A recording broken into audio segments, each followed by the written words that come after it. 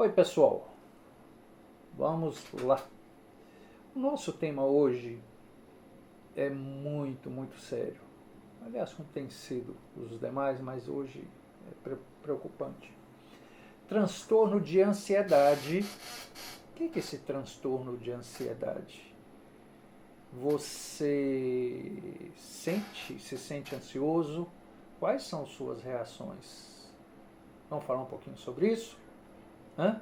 Você já está inscrito no canal do JB? Se não, por favor, dê uma passadinha lá, tá bom? E vamos, que é para frente que se vai. A OMS, a Organização Mundial da Saúde, diz que a ansiedade ou o transtorno da sociedade é a doença do século. Nós vivemos num mundo de insegurança, de incerteza. Isso nos causa muita ansiedade. Para vocês terem uma ideia, o Brasil lidera os países no mundo, né, com 10% da população com esse transtorno de ansiedade. Algo que supera lá os 20 milhões de pessoas. É muita coisa, é muita coisa. No semestre passado, na faculdade onde eu trabalho, nós tivemos alguns casos muito sérios de pessoas que sofreram alguns transtornos de ansiedade, chegaram a cair, ter convulsão e assim muito grave, que me motivou a conversar um pouquinho sobre isso. Precisamos fazer uma reflexão a respeito. Basicamente, como é que as coisas acontecem dentro da gente? Eu quero alguma coisa. Eu quero essa caneta, ou uma caneta que nem essa, gostei demais dessa caneta, eu quero.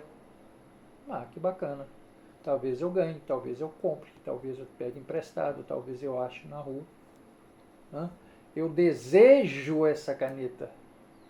Observem que o desejar é um querer mais forte. Eu desejo. Opa, eu preciso fazer alguma coisa para conseguir a caneta.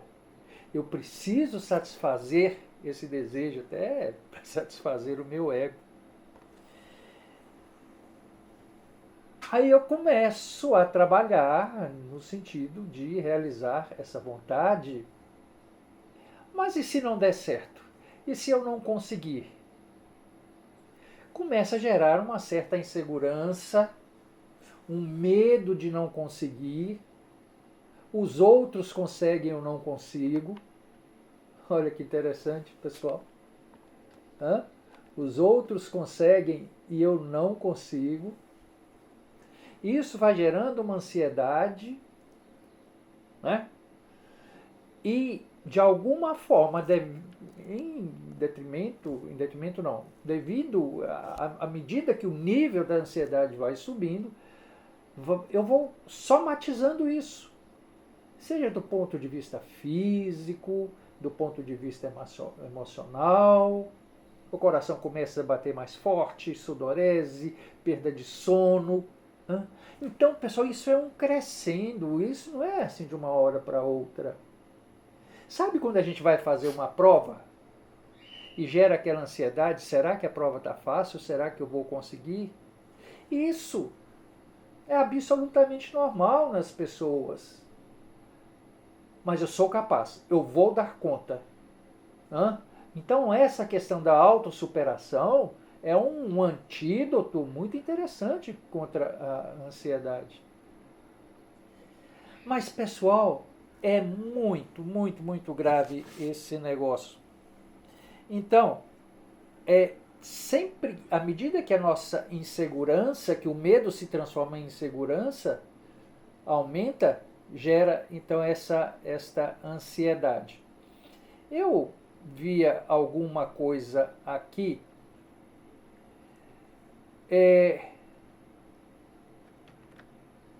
Opa, me perdi, me perdoa. Aqui está. Que eu achei realmente muito interessante. A ansiedade é algo muito próximo da preocupação, medo, temor que as coisas não saiam como nós gostaríamos. Essa falta de autocontrole. Mas tem pessoas que somatizam isso de forma tão intensa, que transforma em doença e precisa de uma ajuda médica. É muito sério. As pessoas que presenciam uma pessoa em crise de ansiedade precisa ter empatia. Né? Por quê? Porque a pessoa, nesse momento, ela não tem controle sobre si, ela se fragiliza extremamente, e quanto mais frágil se sente, mais ansiosa ela fica. A ideia primeiro é isso. Como trabalhar essa ansiedade? É conhecer a si própria, tá? É ter, na medida do possível, esse autocontrole e dizer que muita coisa, e precisamos entender que muita coisa foge ao nosso controle. Não tá nas nossas mãos. Não é tão fácil assim como eu estou falando aqui.